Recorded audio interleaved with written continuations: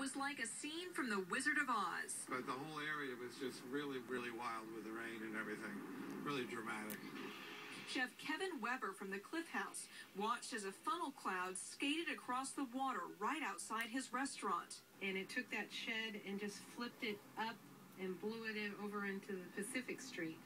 And then it snapped some of the wires, and they had sparks, and we all ran out there and checked out Pacific, and we're calling 911. A tornado ripped through the streets of Santa Rosa Friday morning, destroying a wood and metal shed at Sue Mittigroad's landscaping business. Been at this business for 33 years. I've never seen anything like that. Brian Lund's mother watched the destruction from inside her home. She sounded like a bomb went off and the shed exploded across the street. In San Leonardo, a truck driver was killed when his big rig struck a tree and flipped over in the connector ramp between highways 880 and 238, closing the on-ramp and snarling traffic for over 3 hours. Downed power lines in San Rafael put the jail on lockdown and left the Civic Center and 250 PG&E customers in the dark. In San Francisco, a tree fell on Lionel Bernardo's utility van at 24th and Potrero. I thought it was the hurricane. Well, it wasn't a hurricane, but definitely some abnormal weather for here in the Bay Area. In fact, according to the National Weather Service, the last time a tornado struck down in Northern California was back in 2005. Coming up, Roberta's going to tell you what you can expect for this weekend weather-wise, and especially on Sunday, which is expected to be the first storm of the spring season, and it's expected to be even bigger than it was today. Ken? Wow, all this in just a few hours today. Well, it should be a good weekend. Elizabeth Cook in San Francisco. Thanks, Elizabeth. As the death toll from the earthquake and tsunami nears 7,200, Japanese authorities admit they were unprepared for the earthquake, tsunami, and nuclear crises plaguing their country.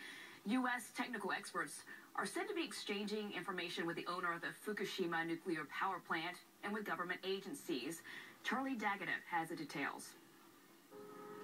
Some progress at the damaged Fukushima nuclear power plant.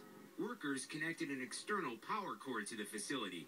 The goal is to revive cooling pumps. Fire trucks are also spraying water on the units in an attempt to prevent overheating.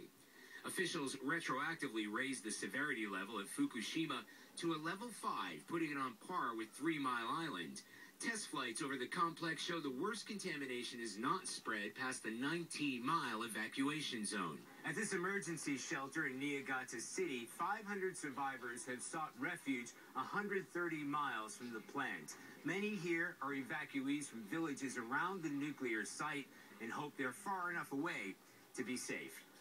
Evacuees receive 3 hot meals, toiletries, and medical attention. Among a sea of blankets, a tiny square marks the only personal space they have. This single mother fled with her son, and not much else. I wish I had taken more photo albums, she says. 3 generations relived the moment the ground shook. 88-year-old Hisaka Horiyuki, who's seen a lifetime of earthquakes, said she thought the world was coming to an end. Others ran from the initial disaster. Right after the tsunami hit, Eri Shirai saw what she calls the black water. She got in her car and barely escaped the wave. She says, I thought I was going